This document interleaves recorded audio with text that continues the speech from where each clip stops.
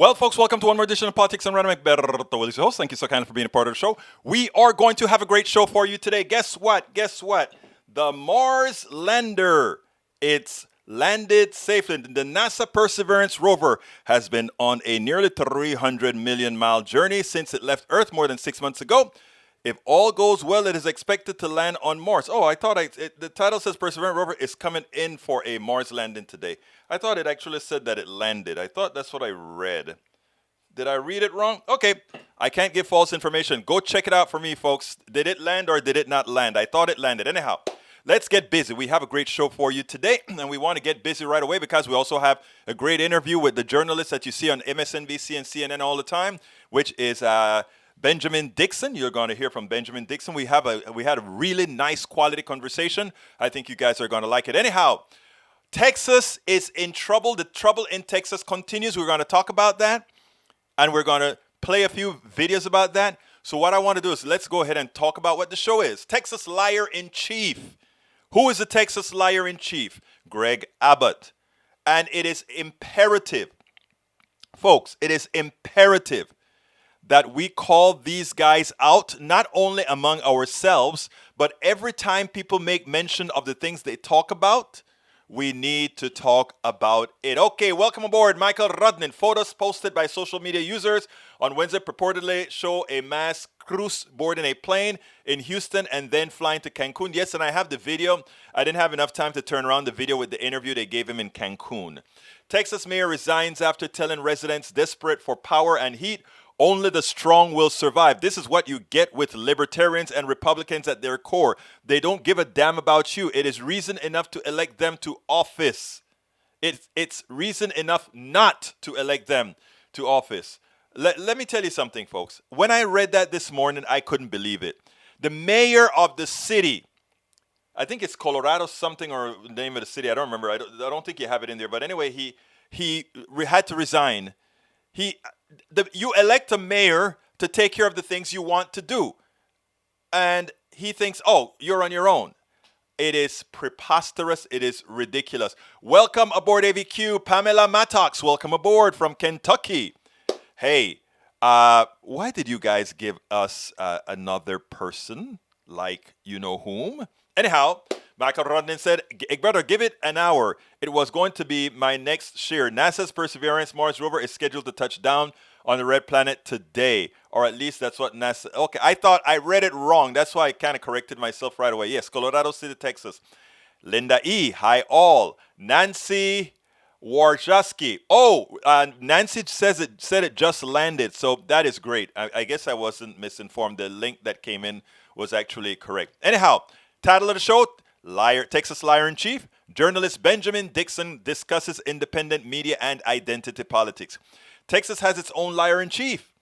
Journalist Benjamin Dixon discusses independent media, and we also talk identity politics. But anyway, we're going to start with Ted Cruz, that story that Michael Rudnin just put on top there. We actually did a little video about that. So let's go ahead and get started with Brother Cruz.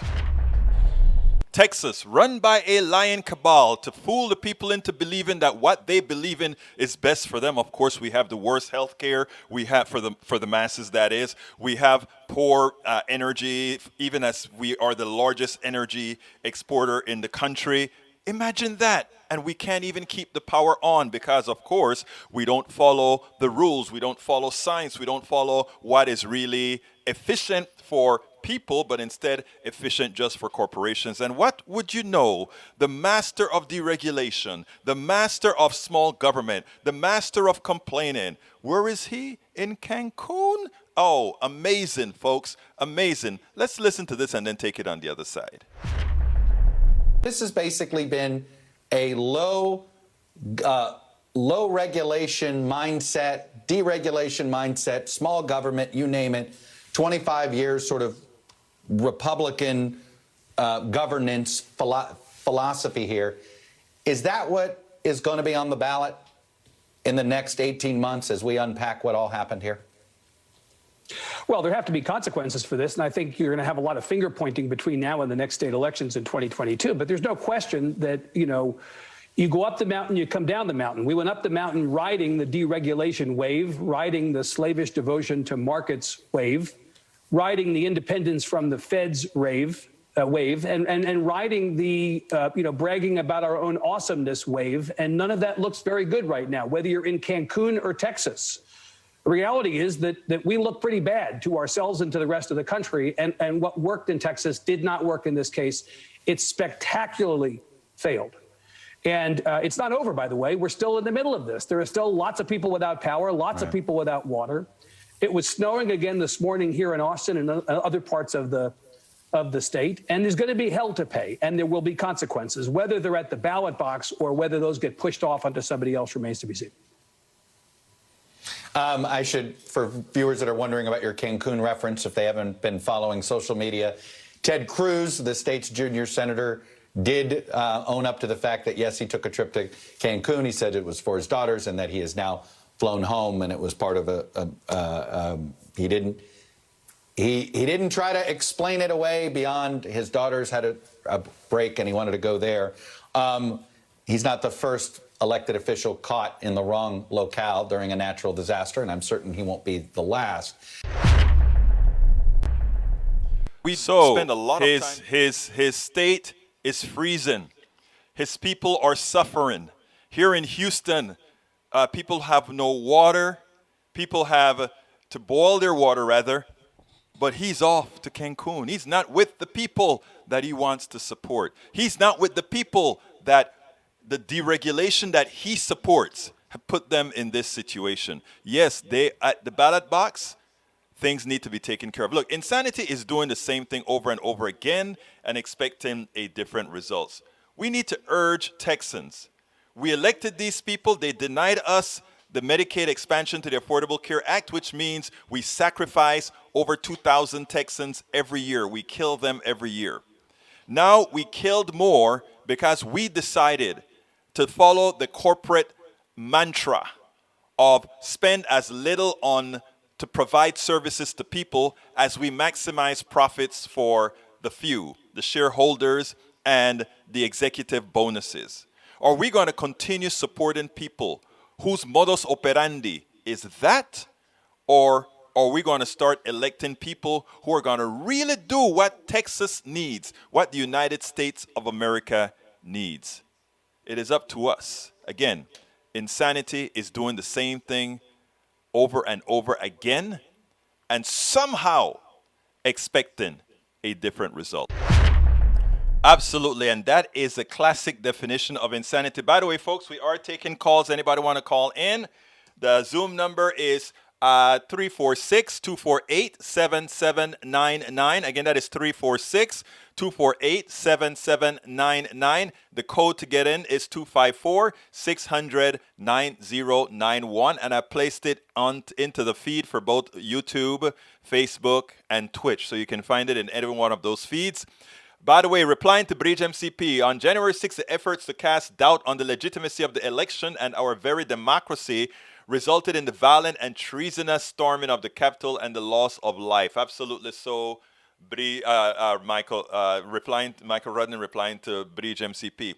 Anyhow, folks, we have another one that I want to play for you, and then we'll take it on the other side, because this one has to do with our very, very, very lying governor. Look, people might say, he's lying. Everybody knows that he lies. Just leave it alone. Let it go. I want everybody here, left, right, middle, or whatever, to hear me out well.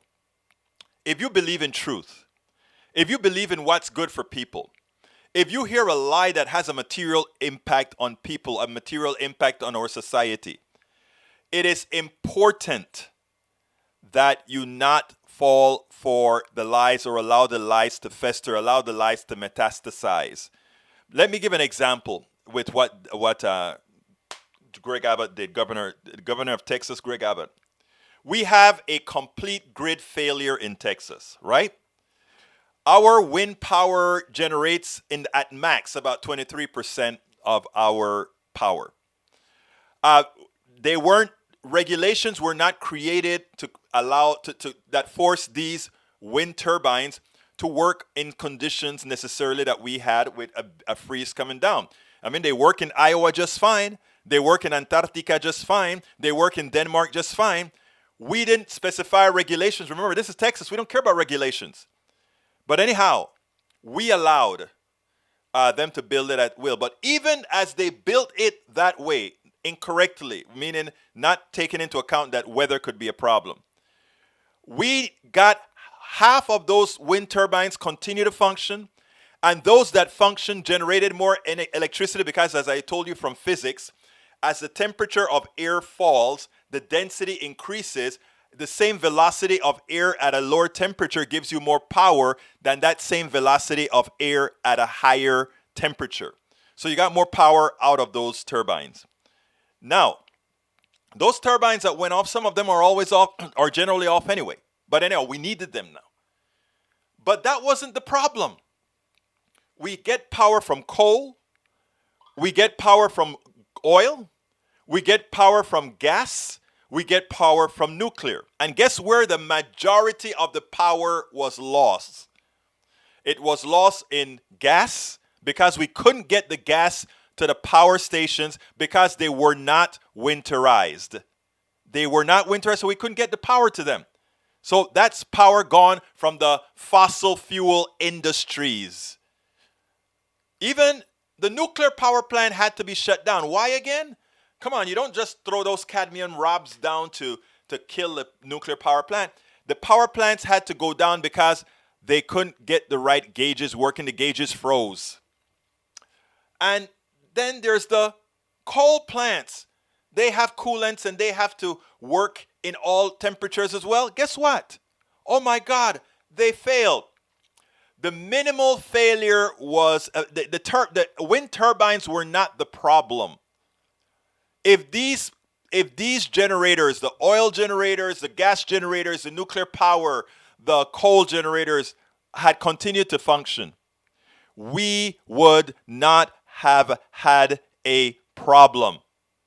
But then what we have is Gregory Abbott saying the reason Texas is frozen is because of the Green New Deal. And then you have that other guy from Fox News saying, we didn't even know when it happened. We didn't even know when the Green New Deal came to Texas, but it came, and look at what happened. Texas is run by Republicans. All major offices in Texas are run by Republicans. All the permits to create the wind farms, Republicans. All the permits to create ERCOT. All the permits to deregulate.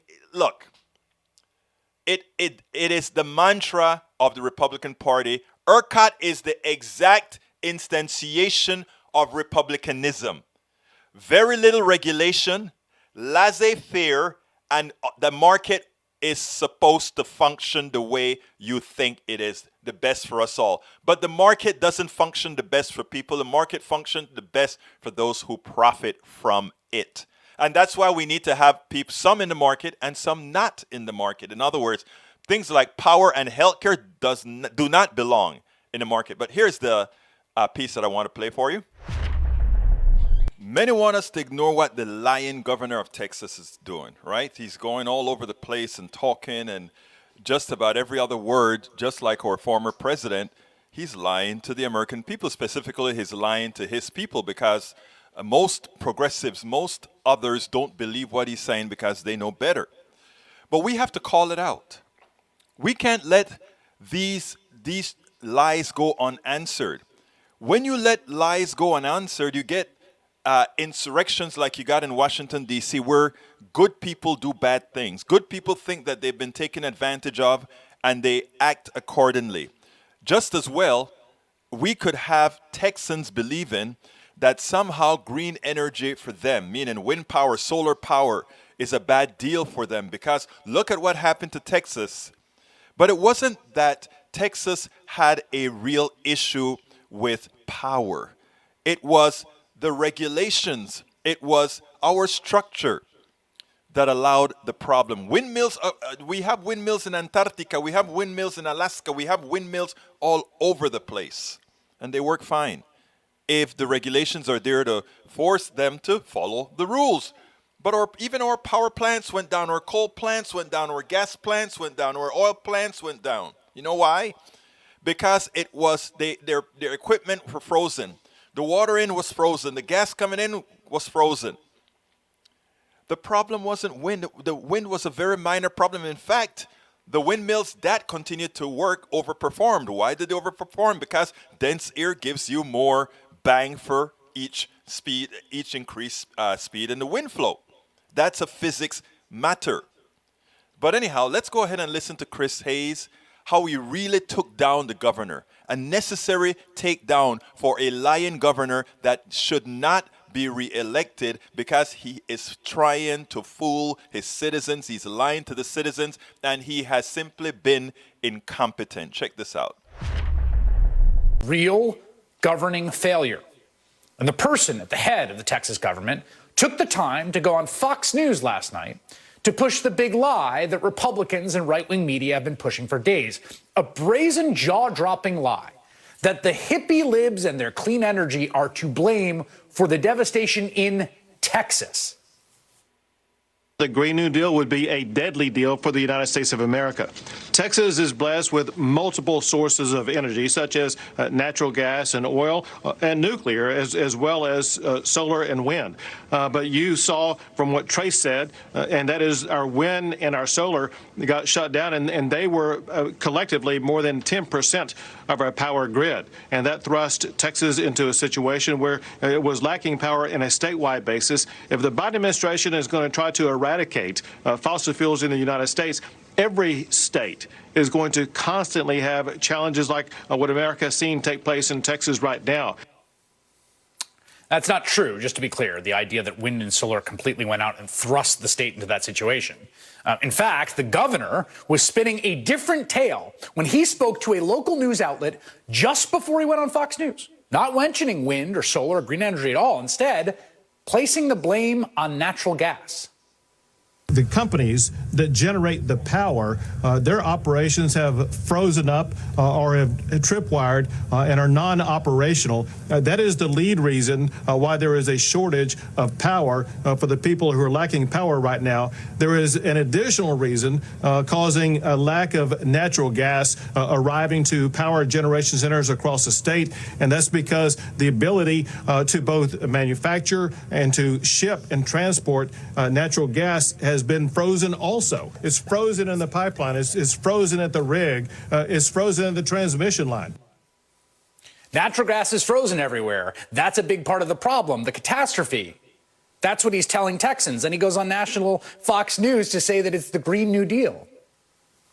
This is the crazy blame game the governor of Texas is playing while his constituents are freezing in their homes without power or heat, some for the third straight day. But to the purveyors of the big lie, Republicans like Greg Abbott and his friends on Fox News, this very real and acute suffering is just a vehicle for their political objections. They are trying to convince Americans that the state of J.R. Ewing and the Houston Oilers, the capital of American fossil fuel extraction, was actually covertly turned into a lefty bastion of green energy while no one was looking, and that's the source of the problem. So, unbeknownst to most people, the Green New Deal came to Texas. The power grid in the state became totally reliant on windmills. Then it got cold and the windmills broke, because that's what happens in the Green New Deal. You're without power. Millions are still without power tonight. Yes, while you weren't looking, you hear that quote? Unbeknownst to most people, Texas became some sort of hippie commune, totally reliant on windmills and rainbows and flower power. Totally reliant. He actually said that about Texas. Was it unbeknownst to the Republican leadership of the state, who have occupied nearly every statewide office in Texas for decades? A Democrat has not won statewide in decades? Did Alexandria Ocasio-Cortez 10 years ago at the tender age of 21 parachute into the state of Texas to put up windmills under cover of night? Or she and Al Gore driving through the Permian Basin, secretly unplugging all the rigs? How stupid does Tucker think his audience is exactly? It's just a lie. It's not a dishonest mischaracterization or spin or omission. It's just a straight-out ridiculous lie. Now, Texas does have a lot of wind power. It's true. But wind power makes up only a fraction of Texas's energy in the winter. Governor Abbott said himself, wind and solar only make up 10% of the grid. There are real material consequences here, as so many people go into a third freezing night. The immediate priority must be figuring out a way to get power and heat to people who desperately need it, as well as clean water, amidst a severe weather event and infrastructure that is simply overwhelmed by it right now. Let me tell you, I don't only do internet media, internet radio, internet videos, etc. I also have the honor of being on the radio, a high-powered FM station, KPFT 90.1 FM Houston. And I am so honored to be actually on the airwaves that belong to us all. That I think before I throw something up into the ethos. I make sure that what I am talking about is not going to hurt somebody, is not going to mislead somebody, because I know behind the mic, and when that stuff hits that 100,000 watt transmitter, I know there are a lot of people listening there. There are a lot of people who trust what they hear coming over these waves, because not everybody is given the honor, the opportunity to use these airwaves that have access to all. And I give that same reverence to our internet audience and our on-air audience. There is a certain something, responsibility, one should feel when there are others listening on the other side and likely accepting that as truth. What Tucker Carlson did, what Governor Abbott is doing, lying is a part of it. But lying in this form that has a material effect not only on today, but on tomorrow and on going forward in what people believe about things that they need, energy, green energy, renewable energy, that is unforgivable. Completely unforgivable. And it is high time that not only Governor Abbott pay for it by not getting reelected, but that Tucker Carlson is taken off the air for misusing that resource that belongs to us all. Okay, folks, next we're going to go and listen to that very talented, knowledgeable Benjamin Dixon. He is one of those independent media folks that you've seen on MSNBC and CNN. In fact, during the election, you saw him quite a bit on MSNBC. But before that, I got to do my pitch to say, hey, folks, if you are on YouTube, please go ahead and click that join button. Become a member. If you become a member, I go ahead and throw you up on the screen. If you want me to, your character up there so that others can see it. How can you become a member of our YouTube or PDR Posse? To become a member of our PDR Posse, again, if you're on YouTube, click the join button. But if you are on Twitch, if you're on Facebook Live, if you are on anywhere else, just click politicsdoneright.com/YouTube. politicsdoneright.com/YouTube. Alternatively, you can go ahead and become a patron of our program. To become a patron of our program, go to politicsdoneright.com/Patreon. Patreon is spelled Patreon. Patreon, politicsdoneright.com/patron. You can alternatively as well support us via PayPal. That is politicsdoneright.com/PayPal. politicsdoneright.com/PayPal. We have that book that you see on screen. That book on screen is called How to Talk to Your Right-Wing Neighbors, your right-wing family, friends, and neighbors. That helps us as well. It helps us defray the costs of doing this. It helps us maintain this program. You can go ahead and buy that book directly at Amazon. I've just put the link in there. Or you can buy all of our books at our own store or at Amazon, that is, at politicsdoneright.com/store, where you can get our hoodies and all that good stuff out there. If you want to see what, we have a new mug. The mug was designed by Bridge MCP, one of our PDR Posse members. In fact, who we call the leader of our PDR MCP, or PDR Posse.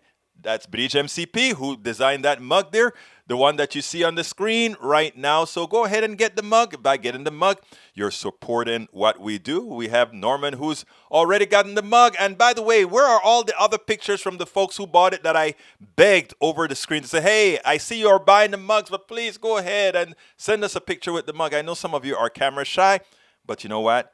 We want to highlight our peeps, and you know all of you out there are our peeps. So anyway, go to that link, the link to go ahead and get the cup. Let me put the link for the cup in there.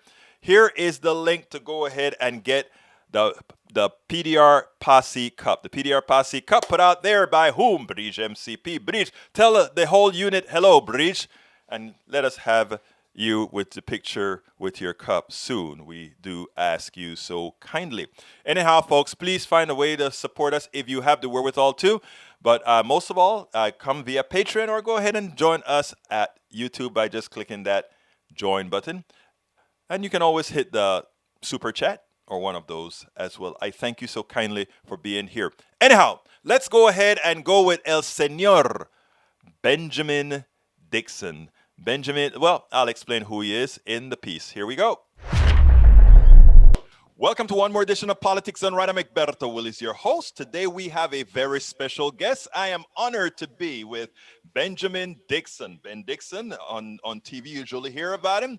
Benjamin Dixon is the creative director for East and 42nd and host of Like It or Not with Benjamin Dixon. He is a journalist that unearthed the audio clips of presidential candidate and former New York Mayor Mike Bloomberg advocating controversial stop and frisk policies. He has written for The Guardian, and he sometimes appears on the Majority Report with Sam Cedar. And guess where he appears now with Politics Done Right? Ben, it's my pleasure to have you here. How are you doing today? I'm doing great. That was a heck of an introduction. So thank you so much for that. And I'm more than honored to be here with you today. Well, look, let me tell you, you do some very good work. And I want to take you back to 2015. Yeah. You on your Facebook page, 42nd and East and 42nd, you have the first video out there is a good microcosm of why we need independent media by all. Yeah. You did that video about the Black father. Oh, wow. About that interview. I didn't tell you I was going to talk about that. Oh, I but forgot all looked at it about that and I said, video. you know what?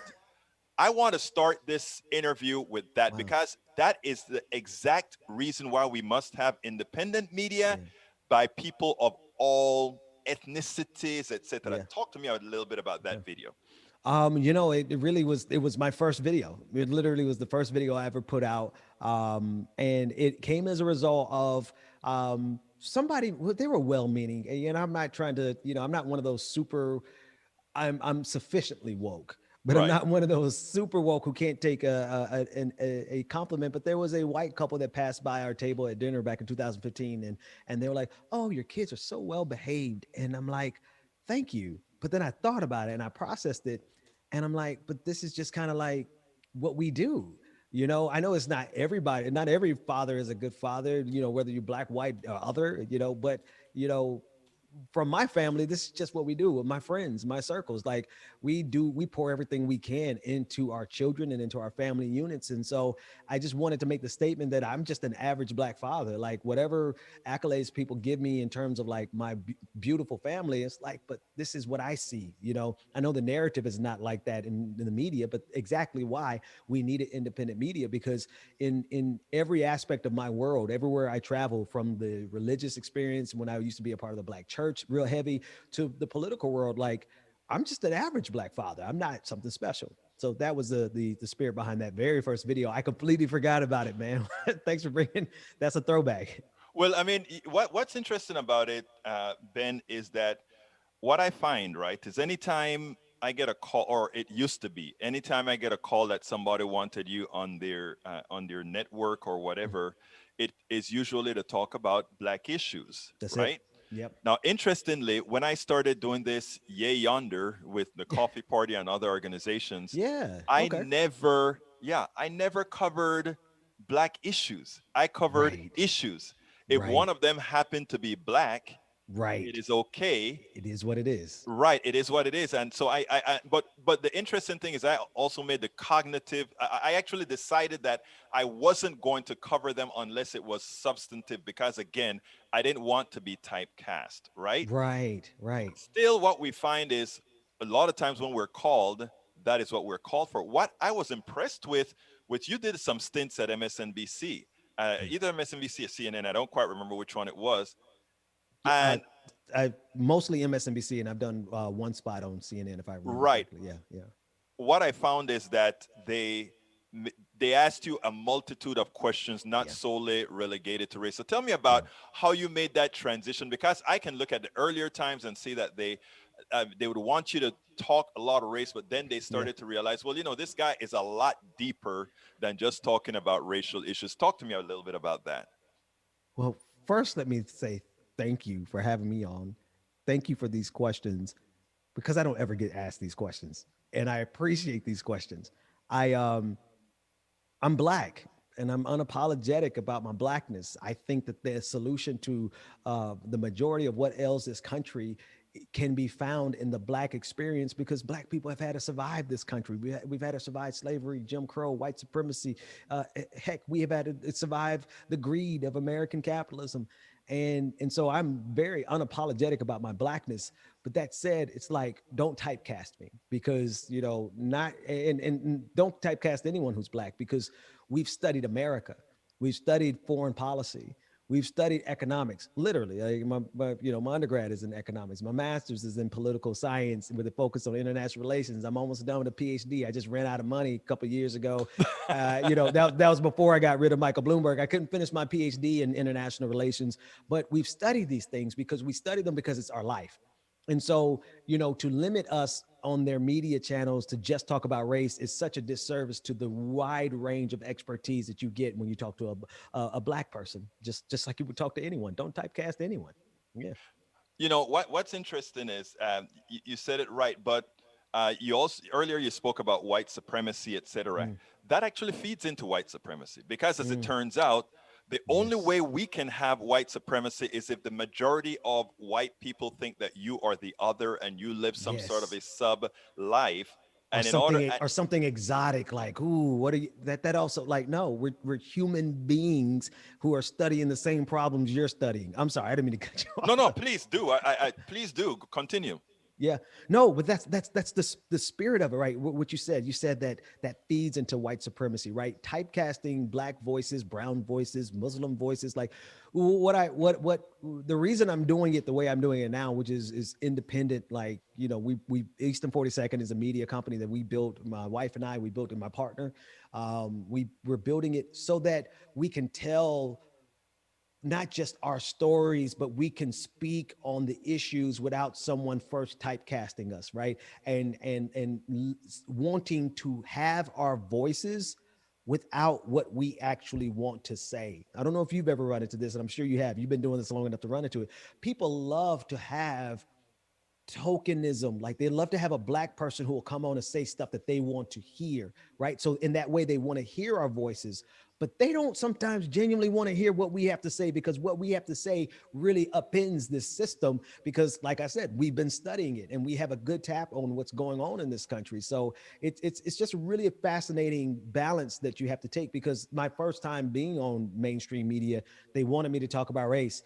And there was the CNN segment, and I pivoted right to the issues that I talk about best, which are economic issues. And I have to give it to MSNBC. Like, most of their invites for me have been about politics and national politics, and rarely about like just a race component. But if they let me talk long enough, then of course, race plays into everything that happens. It plays into economics. Absolutely. Capitalism. Yes. Yes. Yeah. So I'm sorry. Go ahead, man. I want to hear you. I'm enjoying the conversation. I want to tell you a story. Two minor stories, because it feeds into exactly what you said. I interview a lot of people. I interview, I have a lot of white friends, black friends, all kinds of friends. And this woman was a good friend of mine. She was trying to, with what's been going on in the country, get her church to be more inclusive. Most of them believe they don't have a racial problem. She's in an all-white church, and she had enough confidence in me to talk to me, and we started talking on a private Zoom.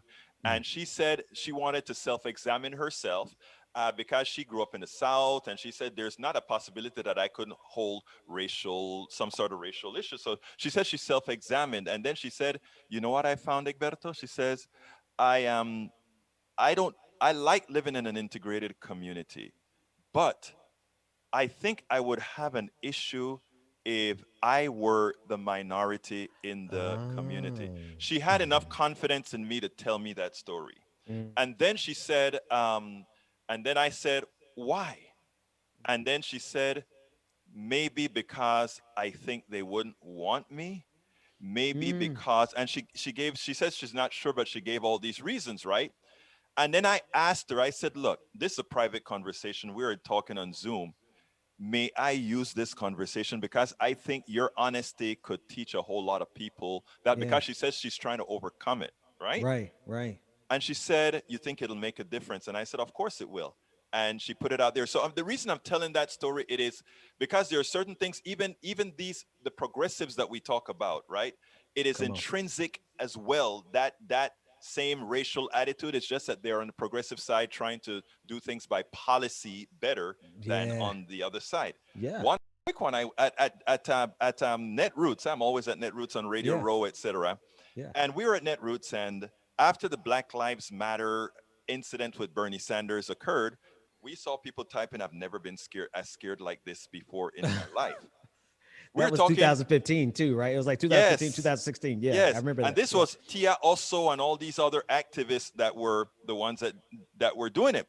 And Yeah. Yeah. then I went outside and I want to do interviews. So I'm talking to these guys, and I saw these four white guys and a white girl. They were there talking together, and I said, "Great, let me go up and talk to them. Hey, what do you think about the Black Lives Matter event that the Black Lives Yeah. Matter insurrection that we just had there in at the Net It was Roots?" Arizona back then. I'm trying to remember, but yeah. Yes, yeah, it I was remember, yeah. Arizona, exactly. So one of the guys said, "You didn't want to talk," and then she said, "I'll say something," and then the other guy said, "Okay, you go be there. Go be his token white." This is at Net Roots. Fascinating. Net Roots. So I wrote. Fascinating. I didn't only write her story. I wrote the story about what occurred to show that we as progressives, right, suffer the same.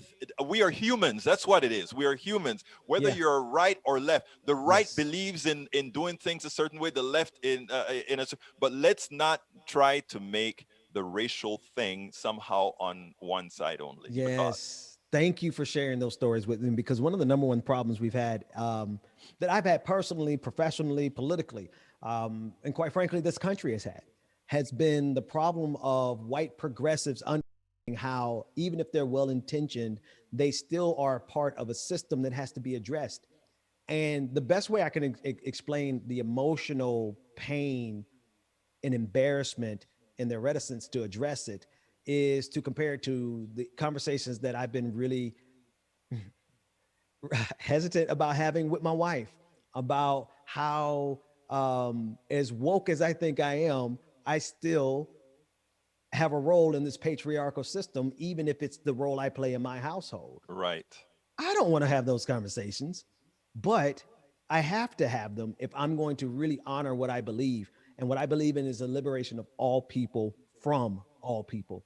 No one should be subservient to anyone in a power structure. We are all human. We are all human beings. We all have the wonderful gift of sentience. We all have the wonderful gift of consciousness and life. And so if my true motivation is the liberation of all people, then I have to take a moment and pause and reflect the way in which I serve as an oppressor. And it sounds weird as being a black man saying that, but after being in the pandemic with my wife for the last year, I had to learn some things about myself that I didn't want to hear. And I think progressives, especially white progressives, I need you to understand that lesson. It's like, it's not comfortable. It's not fun to understand how you've been complicit with the system and how sometimes your own words, like, you mean well. I mean well. My wife would tell you that I'm probably the best husband she could have ever married, and I mean well, but at the same time, meaning well doesn't mean you're not a part of a broken system that has to be addressed. And as so long as white progressives ignore that reality, we're going to be continuously failing to obtain power to make the kind of changes that we want to make. Because black people listen, black people hear it. They may never say it, as clearly to us as they said it to you, but we feel it at an intuitive level. Like, we kind of just know it. And those are issues that we have to address, because we need to solidify this allyship, this solidarity that we have between us. We need to solidify it, because we have some serious fights that we need to fight together. Man, Ben, what you brought up was deep. It goes with the church, and it's less centralized on black church. It goes with the black church that has that horrendous patriarchy as well. Still to this day. So much so that a larger percentage of men supported you know whom in chief. Yeah. But again, I'm glad that you said that, because personally, I've had to, I'm black, I'm Latino, I'm Caribbean. Okay, all these things in one package, which means I came with all those Right. sins, Right. homophobia, Yeah. sexism, Come on, deep man. in where I'm from, and I can honestly say I've overcome them, because again, being intentional, as you spoke about earlier with your wife, and understanding that if we are talking about liberating, we have to Yes. make sure that all All women, people. men, black, white, absolutely every All of us. identity. Somebody asked me one time, they said, Egberto, you are always doing identity politics. And I'm like, why? Well, I'm not necessarily racial politics, but identity politics. And Right. I'm like, I want identity politics. You have to have identity Come on. politics until identity doesn't make a difference. But Right. until it does, we have to take care of. If women are discriminated apart in this format, we have to take care of that. We If have to. if black folk are discriminated in this format, we take care of it. If white poor people are Right. discriminated in this particular format, Right. we have to take care of it. And Right. that is where that is where we are supposed to lay. And so I think we should. How is it that this is the first time we're speaking together, man? Like we're part of the same tribe. Like I'm from Mississippi, so I mean I'm not from the Caribbean. I don't. I'm from the South, brother. I'm from the Yeah. South. I'm from Panama. But like what you're saying speaks to my heart at a level that I'm so glad to be doing this interview with you, because like we have identity specific problems in this country, Right. right? And so until we address those identity specific problems, you better sure as hell believe we got to talk about identity politics. But then we also have to be flexible enough to understand how systems can use identity politics as a way to maintain white supremacy, capitalism, Right. all these other problems that we have. So, thank you for inviting me on. Look, there's another terminology that I've started to use, and that is because I think we've all figured this out, and that is, a lot of people look at white supremacy and they look at their white brothers and sisters, my white neighbors, etc., and they're Right. okay, they're white supremacists and all of that. And the fact of the matter is, no. The fact of the matter is, all those white people that are at these progressive events that are mostly white, generally speaking, you've been to them, you see them. Yes. Okay, we are trying to solve a national problem, but they're mostly white, and there's structural reasons why these are the folks that have more money. They don't have to go to work. They can do these things, so that's understood. Right. But they are not. They are victims themselves of white supremacy. A lot of people don't like when I say that, but let me try Break to it down, because I get it, but break it down for me. Right. White supremacy isn't. They are the tools of white supremacy. White supremacy is there for the plutocracy. In other words, the very top few. It's a caste system, Yes. and you Absolutely. can use identities to actually work your caste system. And what is one of the biggest identities? White. If you can control whites by putting them above the others and say, you Yes. have some power because you are not them. Yeah. Yeah. You can keep that white level under control. So there's another concept that I try to teach people about our form of capitalism, and that is, remember, we are all what I call antiseptic slaves. So whereas slavery was color based, right now you don't know it, but we're all antiseptic slave. You doubt it? Try to change the system on your own. You can't. Watch this. Not only try to change the system on your own, watch how the system responds to you, no matter what color you are. If you try to address capitalism, right? If you try to address white supremacy underneath, right? We saw this with the George Floyd protest. One of the things that broke me, but also encouraged me, was seeing so many quote unquote soccer moms, however people want to label them, out there protesting on behalf of Black lives. It was a beautiful thing to see. What also broke me was that the fact that cops were like, we don't care. We don't care if you're a white soccer mom and wine mom or liberal or anything. They were beating down those moms. They cracked the skull of that brother, our white brother in Buffalo. Those cops just got off this week. Like, they got off with it.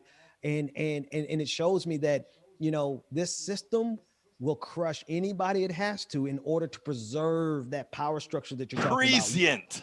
It will destroy anybody. And you're absolutely right. It is a system. James Baldwin spoke to this, right?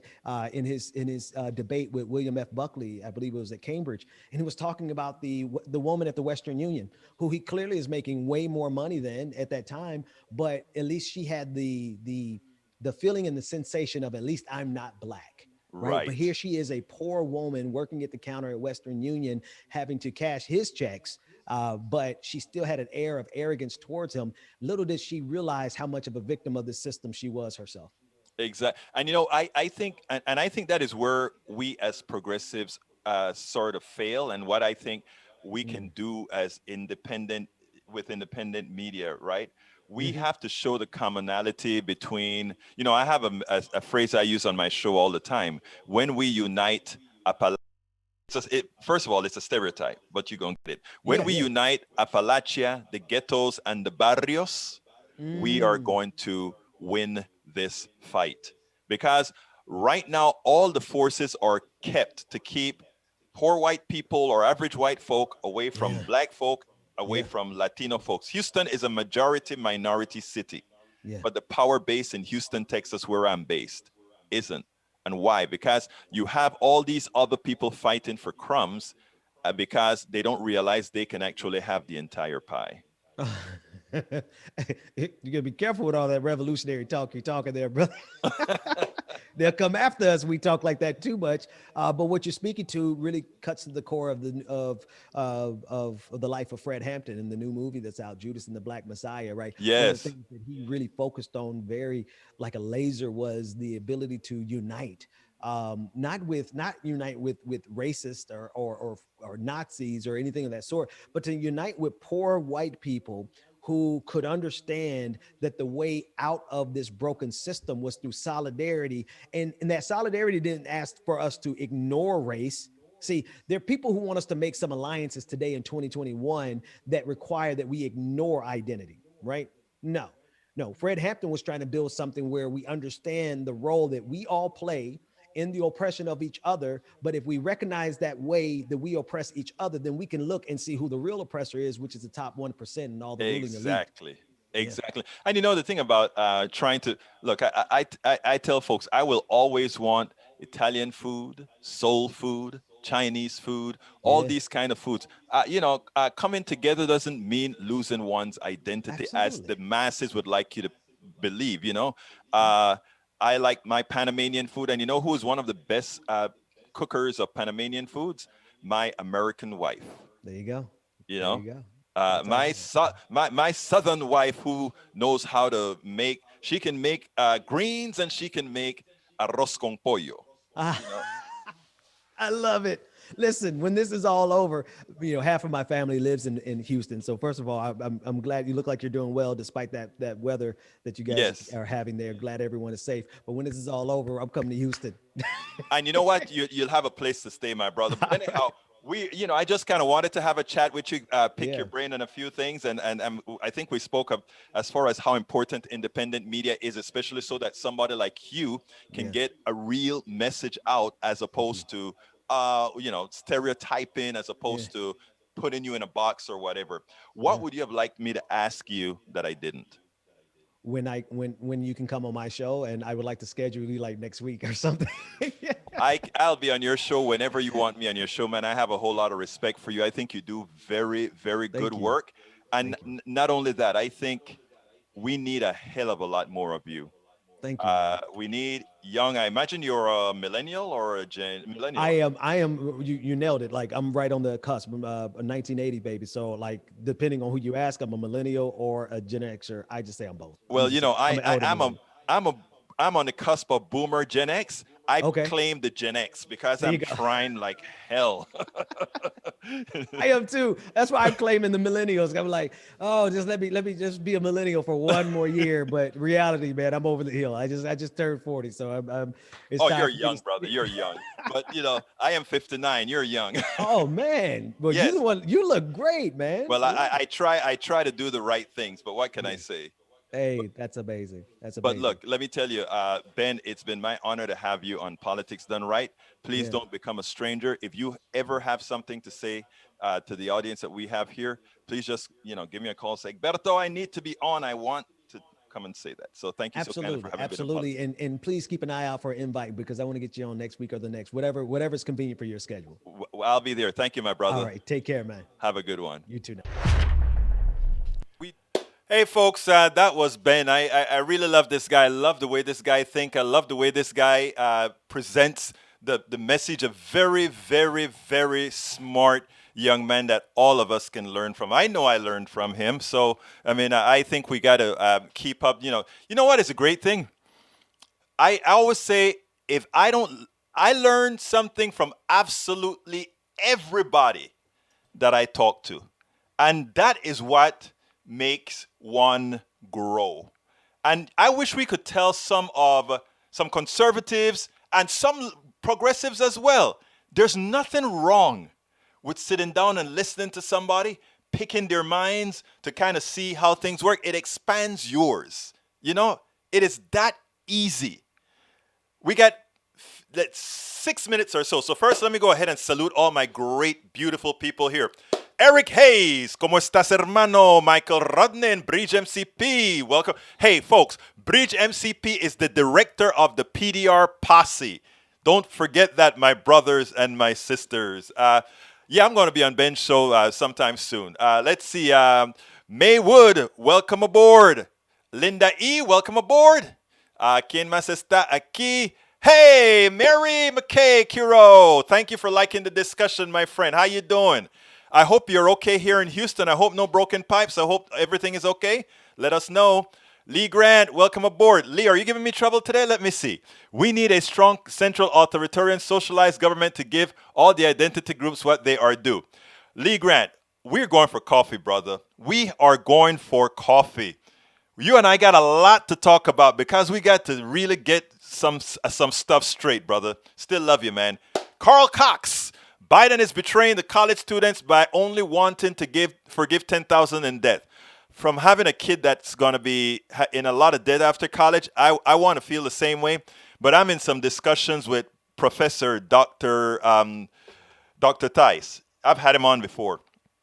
And I have to study that situation about forgiving all student debt. And I think all of you should withhold your judgment on Biden until you hear some of what the professor has to say. But let me just say one thing. I think for people at the lower end of the thing, I don't think $50,000 is enough. But for people at the higher end of the spectrum, let's say a stockbroker who has an MBA but is collecting money off of capital gains, etc., I don't want to give him $50,000. I want to give him zero. But that's another show. We'll talk about Carl Cox. But hang with us, Carl. Let's get the professor to tell us exactly his thoughts on that one.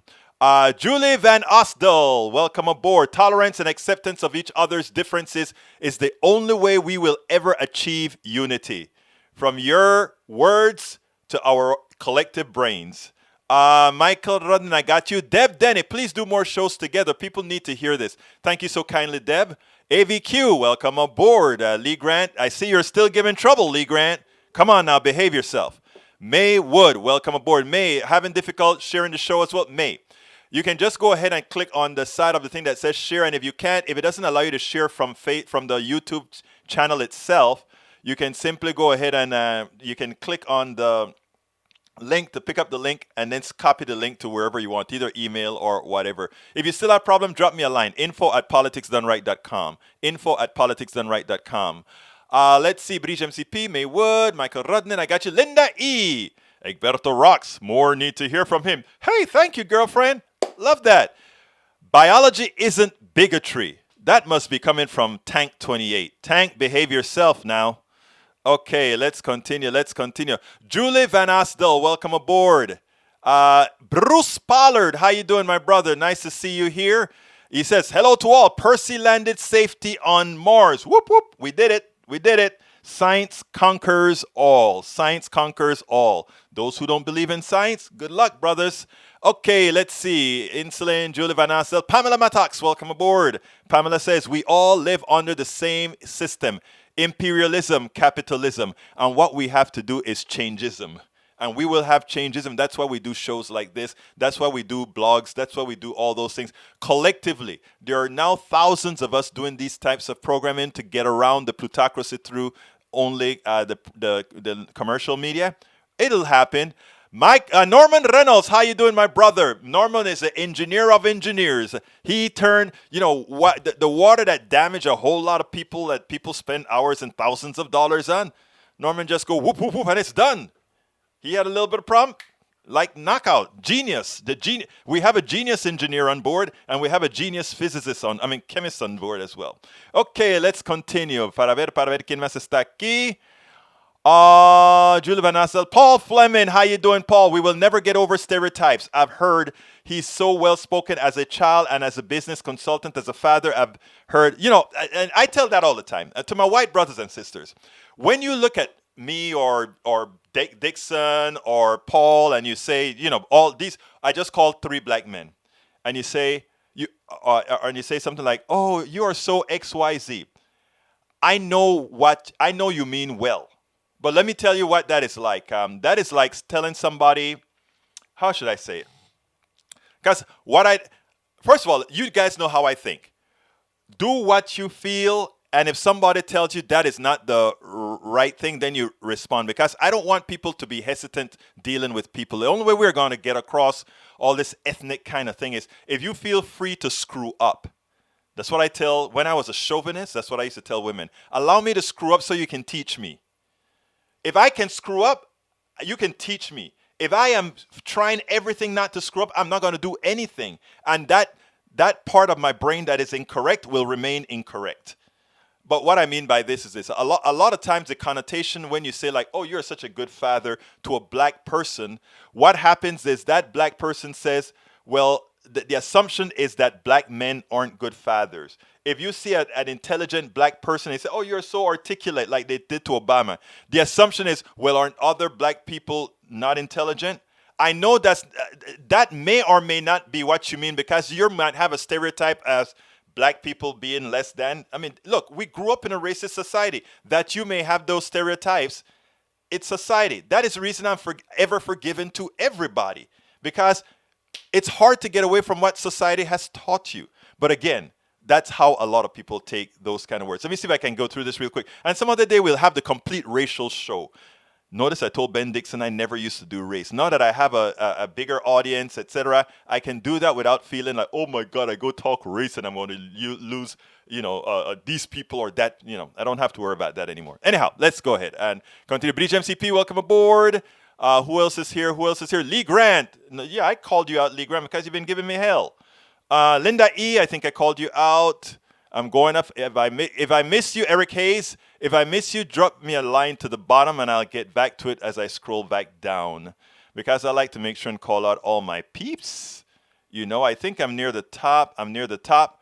Okay, AVQ, I don't think I see anybody else. Pamela Mata, I think I got you. Nancy Warshawski, welcome aboard. All right, I'm going back down to the bottom now in case any new messages came in. Whoa. Mucho. Of course, Rudnin always has a task for me, right? When the show is coming to an end, Egberto, after the show, will you? Okay, so let's see what task Brother Rudnin has for Egberto today. Brother Rudnin, what task do you have for me? After the show, take a minute and watch. I absolutely will. Norman says we need to discuss the difference between cancel culture and paying the appropriate price. Norman, I've got a challenge for you, my brother. You owe me a show.